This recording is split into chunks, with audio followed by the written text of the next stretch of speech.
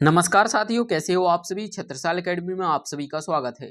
साथियों, आज के इस वीडियो में हम लोग जीके जीएस के टॉप 30 क्वेश्चंस देखने वाले हैं। साथियों, ये 30 क्वेश्चन आपके आने वाले सभी कॉम्पिटिटिव एग्जाम्स के लिए काफी इंपोर्टेंट है, इसलिए साथियों वीडियो को कंप्लीट एंड तक जरूर देखिएगा। साथियों, यदि आपको किसी भी प्रश्न का जवाब पहले से पता है तो उसका जवाब आप लोग कमेंट बॉक्स में जरूर बताइएगा। यदि आपको इसकी पीडीएफ चाहिए तो आप हमारे टेलीग्राम ग्रुप को ज्वाइन कर लीजिए। टेलीग्राम ग्रुप का नाम है छत्रसाल एकेडमी। साथियों, चलिए आज का पहला क्वेश्चन देखते हैं। पहला क्वेश्चन है साथियों, संविधान के किस अनुच्छेद के द्वारा संसद की संयुक्त बैठक का प्रावधान है। ऑप्शन में दिया है अनुच्छेद 106, 108, 110 या फिर 112। इसका राइट आंसर हो जाएगा साथियों अनुच्छेद 108। साथियों, अनुच्छेद 108 के तहत संसद की संयुक्त बैठक का प्रावधान है, तो बी हमारा राइट आंसर हो जाएगा। साथियों, 110 अनुच्छेद में क्या है। साथियों, अनुच्छेद 110 में आपको याद रखना है धन विधेयक के बारे में है। किसके बारे में? धन विधेयक के बारे में। ये भी इंपोर्टेंट है, एग्जाम में पूछा जाता है। चलिए नेक्स्ट क्वेश्चन देखते हैं। नेक्स्ट दिया गया साथियों, भारत के महान्यायवादी की नियुक्ति से संबंधित अनुच्छेद कौन सा है। ऑप्शन में दिया है अनुच्छेद 52, 72, 76 या फिर 63। साथियों, भारत के महान्यायवादी की नियुक्ति से संबंधित अनुच्छेद यह साथियों 76 है। सी हमारा राइट आंसर हो जाएगा। महान्यायवादी को हम लोग क्या कहते हैं? अटॉर्नी जनरल भी कहते हैं, तो आपको याद रखना है महान्यायवादी से संबंधित अनुच्छेद 76 है, एग्जाम में पूछा जाता है। अगला प्रश्न देखते हैं। अगला दिया गया साथियों, निम्नलिखित में से किस बाद में उच्चतम न्यायालय ने संविधान के मूल ढांचे का सिद्धांत प्रतिपादित किया था। ऑप्शन में दिया गया गोलकनाथ, मेनका गांधी मामला, केशवानंद भारतीवाद या फिर मिनर्वा मिल्स। साथियों, उच्चतम न्यायालय ने संविधान के मूल ढांचे का सिद्धांत यह साथियों केशवानंद भारतीवाद के बाद किया था, तो साथियों सी हमारा राइट आंसर हो जाएगा। अगला देखते हैं। अगला प्रश्न साथियों दिया गया है, भारतीय अर्थव्यवस्था के उदारीकरण का अग्रदूत किसको कहा जाता है। साथियों, भारतीय अर्थव्यवस्था के उदारीकरण का अग्रदूत यह साथियों किसे कहा जाता है, तो मनमोहन सिंह जी को कहा जाता है। बी हमारा राइट आंसर हो जाएगा। अगला देखते हैं साथियों, दिया गया है, ऐसी अर्थव्यवस्था को क्या कहते हैं जिसका शेष विश्व में कोई भी संबंध नहीं होता है। ऑप्शन में देखा है समाजवादी अर्थव्यवस्था, बंद अर्थव्यवस्था, पूंजीवादी अर्थव्यवस्था या फिर मिश्रित अर्थव्यवस्था। साथियों, इसका राइट आंसर हो जाएगा बंद अर्थव्यवस्था। बी हमारा राइट आंसर हो जाएगा। साथियों, बंद अर्थव्यवस्था में एक देश का किसी भी देश के साथ कोई भी संबंध नहीं होता है, तो साथियों बी हमारा राइट आंसर हो जाएगा। आगे देखते हैं।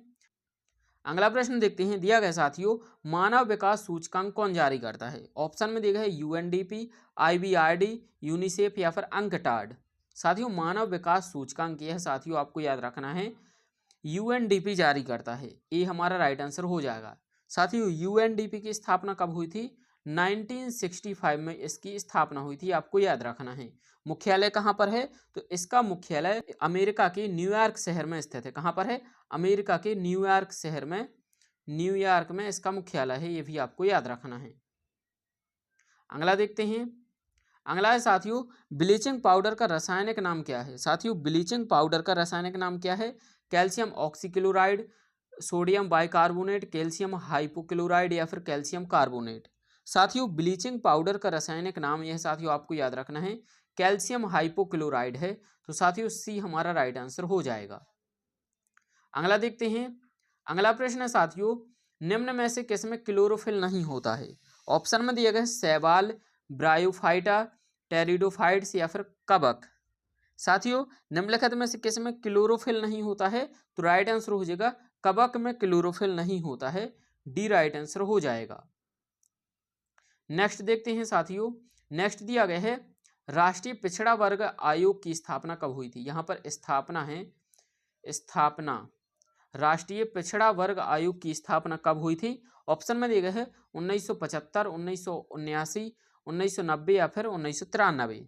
साथियों, राष्ट्रीय पिछड़ा वर्ग आयोग की स्थापना यह साथियों आपको याद रखना है 1993 में हुई थी। डी राइट आंसर हो जाएगा। कब हुई थी?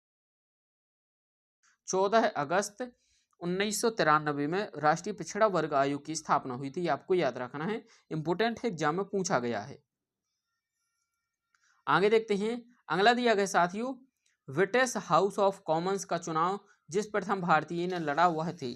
ऑप्शन में देखें अब्दुल कलाम आज़ाद, रफ़ी अहमद किदवई, ए अंसारी या फिर बदरुद्दीन तैयबजी। साथियों राइट आंसर हो जाएगा इसका, इनमें से कोई भी नहीं आंसर। इसका राइट आंसर है साथियों ब्रिटिश हाउस ऑफ कॉमन्स का चुनाव लड़ने वाले प्रथम भारतीय दादा भाई नौरोजी है। ये आपको याद रखना है, कौन है? दादा भाई नौरोजी।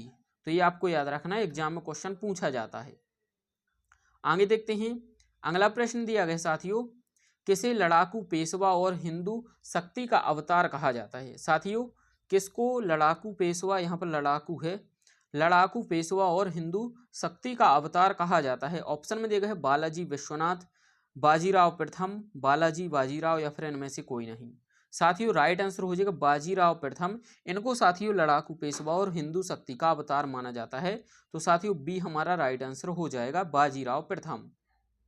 आगे देखते हैं, अगला प्रश्न है साथियों, जगन्नाथ मंदिर कहाँ स्थित है? इंपोर्टेंट क्वेश्चन है, एग्जाम में पूछा जाता है, मंदिरों से एग्जाम में क्वेश्चन पूछे जाते हैं।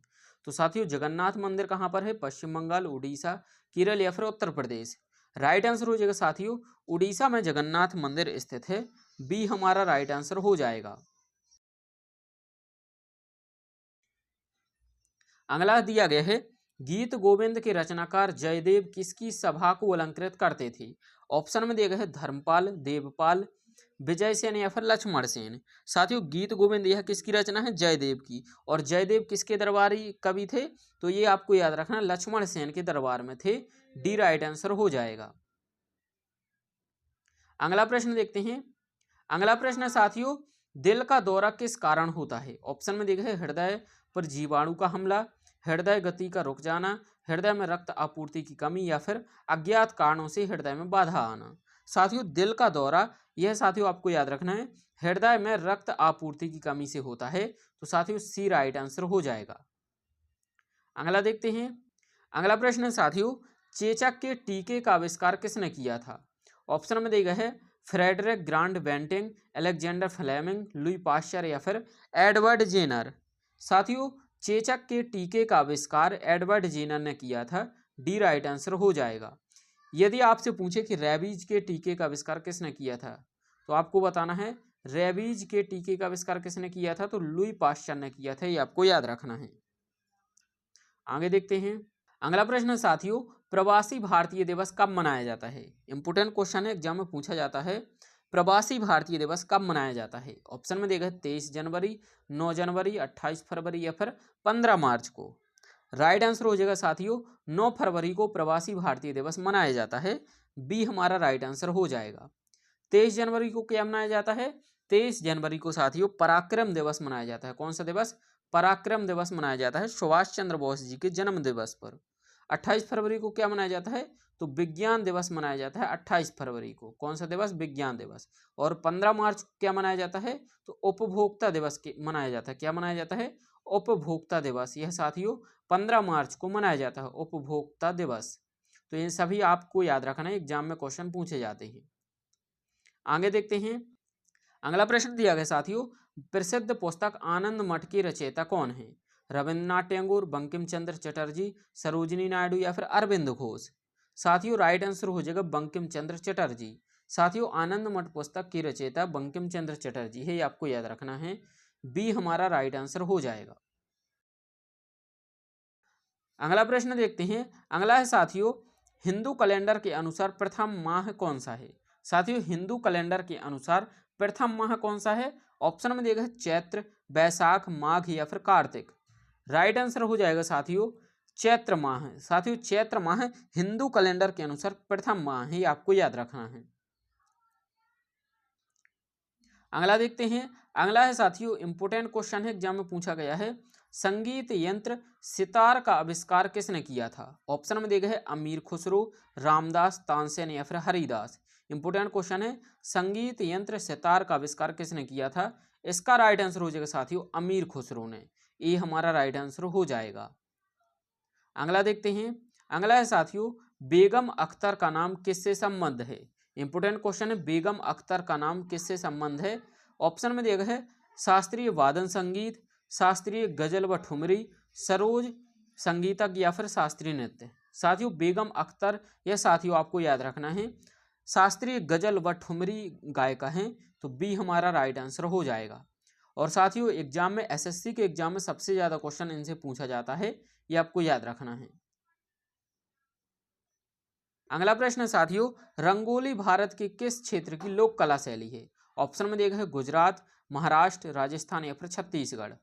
राइट आंसर हो जाएगा साथियों महाराष्ट्र राज्य।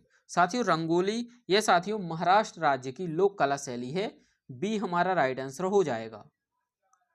नेक्स्ट देखते हैं, दिया गया साथियों, किसने कहा था दिल्ली अभी दूर है? ऑप्शन में देखा है अमीर खुसरो, निजामुद्दीन औलिया, फिरोज शाह तुगलक या फिर शेख सलीम चिश्ती। साथियों दिल्ली अभी दूर है यह कथन निजामुद्दीन औलिया का है, तो बी हमारा राइट आंसर हो जाएगा निजामुद्दीन औलिया। आगे देखते हैं, अगला दिया गया है पारादीप बंदरगाह किस राज्य में स्थित है? साथियों पारादीप बंदरगाह किस राज्य में है? पश्चिम बंगाल, उड़ीसा, आंध्र प्रदेश या फिर तमिलनाडु। साथियों राइट आंसर हो जाएगा उड़ीसा में पारादीप बंदरगाह स्थित है, तो ये आपको याद रखना इंपॉर्टेंट है। अगला देखते हैं, अगला प्रश्न साथियों, न्यू मूर द्वीप किन दो देशों के मध्य विवाद का कारण है? ऑप्शन में देखा है भारत और श्रीलंका, भारत और बांग्लादेश, ब्रिटेन और फ्रांस, भारत और पाकिस्तान। साथियों न्यू मूर द्वीप यह आपको याद रखना है भारत और बांग्लादेश इन दो देशों के बीच विवाद है, तो साथियों बी राइट आंसर हो जाएगा भारत और बांग्लादेश। अगला देखते हैं, अगला है साथियों पीर पंजाल दर्रा किस राज्य में स्थित है? इंपोर्टेंट क्वेश्चन है, पीर पंजाल दर्रा किस राज्य में है? जम्मू कश्मीर, हिमाचल प्रदेश, अरुणाचल प्रदेश या फिर मणिपुर। साथियों इसका राइट आंसर हो जाएगा जम्मू कश्मीर राज्य में पीर पंजाल दर्रा स्थित है, तो ए हमारा राइट आंसर हो जाएगा। अगला है साथियों, भारत में मतदाता की न्यूनतम आयु क्या है? साथियों भारत में मतदाता की न्यूनतम आयु क्या होनी चाहिए? तो ऑप्शन में देखा है 18 वर्ष, 15 वर्ष, 21 वर्ष या फिर 25 वर्ष। इसका आंसर आप लोग कमेंट बॉक्स में जरूर बताइए। इसका राइट आंसर है 18 वर्ष।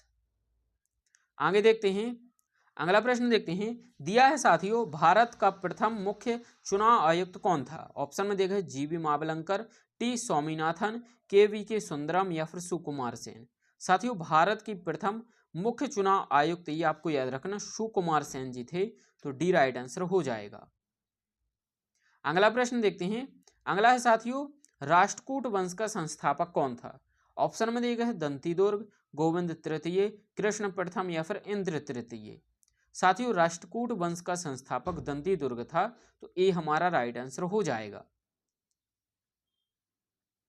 अगला देखते हैं, अगला प्रश्न साथियों केलुचरण महापात्र का संबंध किस शास्त्रीय नृत्य से है? ऑप्शन में देखा कथक, मणिपुरी, उड़ीसी, मणिपुरी और कथकली। साथियों केलुचरण महापात्र यह साथियों आपको याद रखना है उड़ीसी शास्त्रीय नृत्य से संबंधित है, तो बी राइट आंसर हो जाएगा। जितने भी महापात्र है ये सभी आपको याद रखना है उड़ीसी शास्त्रीय नृत्य से संबंधित है। साथियों अंतिम प्रश्न देखते हैं, दिया गया है इब्न बतूता कहां से आया था? ऑप्शन में देखा मोरक्को, फारस, तुर्की या फिर मध्य एशिया। साथियों इब्न बतूता यह साथियों मोरक्को का यात्री था, तो ए हमारा राइट आंसर हो जाएगा। साथियों इसका आंसर आप लोगों को कमेंट बॉक्स में बताना है। दिया गया है अलाई दरवाजा का निर्माण किस सुल्तान ने करवाया था? ऑप्शन में देखा इल्तुतमिश, बलबन, अलाउद्दीन खिलजी या फिर फिरोज शाह तुगलक। जो भी सही आंसर है आप लोग कमेंट बॉक्स में जरूर बताइए। और साथियों वीडियो कैसा लगा ये भी बताइए। यदि आप लोगों को वीडियो पसंद आया हो तो वीडियो को लाइक और साथियों चैनल को सब्सक्राइब जरूर कर लीजिए। Thank you for watching. मिलते हैं नेक्स्ट वीडियो में।